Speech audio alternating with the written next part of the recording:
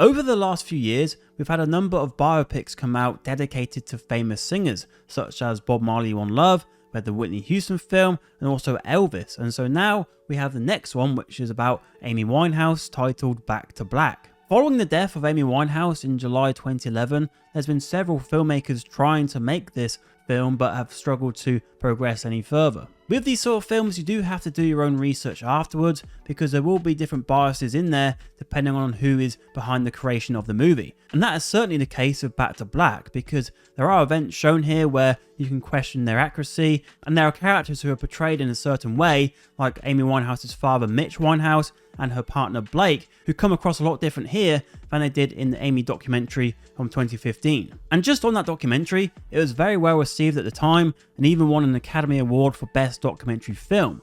And so what is the point of Back to Black? What is this movie's purpose? Well, it's to show the story from the perspective of Amy herself. And this is where we get the major strength of the film come into play, because Marissa Abela as Amy Winehouse is superb. She got the voice on point, she's a very good singer, and the mannerisms, she really nailed them as well. And there was a lot of physicality to the role, and I think, yeah, everything about it was just fantastic. And so she is definitely one to watch for the future. Unlike with what we've seen in other musical biopics, there's not many moments here where we have Amy Winehouse in a studio writing songs. We do see little snippets here and there of her maybe on a bed writing a few lyrics, but it's not really focused on that. It's more focused on her relationship with Blake. And so essentially this film is a romance where we see Amy and Blake meet in a pub. We see all the different dates they go on to, like the zoo, for example, and they get married. And we really get to see the toxic relationship which unfolds as Amy gets sent down this dark path onto Class A drugs. Jack O'Connell plays Blake.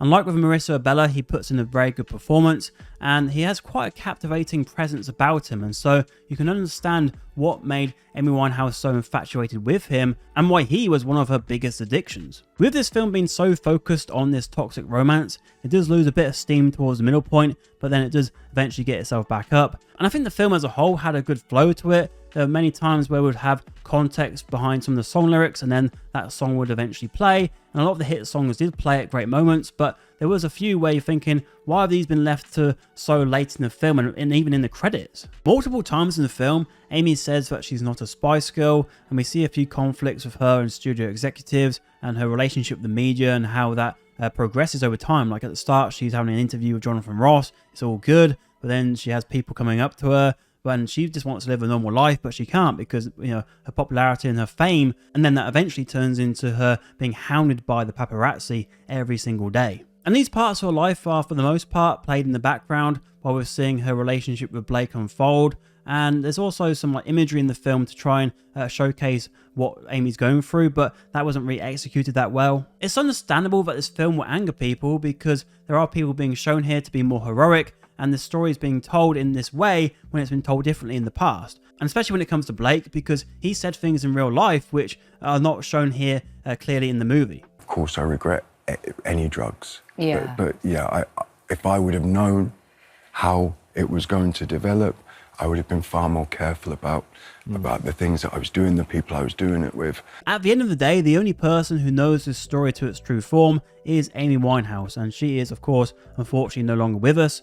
And so what we've got here is for people to make up your own mind. Like, you can watch this film and see what it's like in terms of the Amy perspective, but also watch the documentary and see those different perspectives and make your own judgment. And I think that's what you're gonna have to do. But in terms of this film, is it worth watching? I think it's one where I would not rush to see it at cinema. I think it's not good enough for that. However, it's definitely better than other ones we've seen, like with One Love, the Bob Marley film. That was so safe, whereas this, at least it does go into these subjects. And so with Back to Black, I wouldn't take this film at face value. I'll say do your own research, but at the same time, this does give us a movie which is shown through the eyes of Amy, where we're seeing these characters, you know, how she would see him. You know, Blake is that this way because that's how she saw him. This is how she saw her dad. This is how she saw Camden. This is how she saw the paparazzi. And I think that all came across quite well. And so this is a perfectly fine film, not amazing and certainly not awful, but a good middle of the lane movie. And it's a shame because considering how amazing her music was, it'd been great to have a film of that same quality,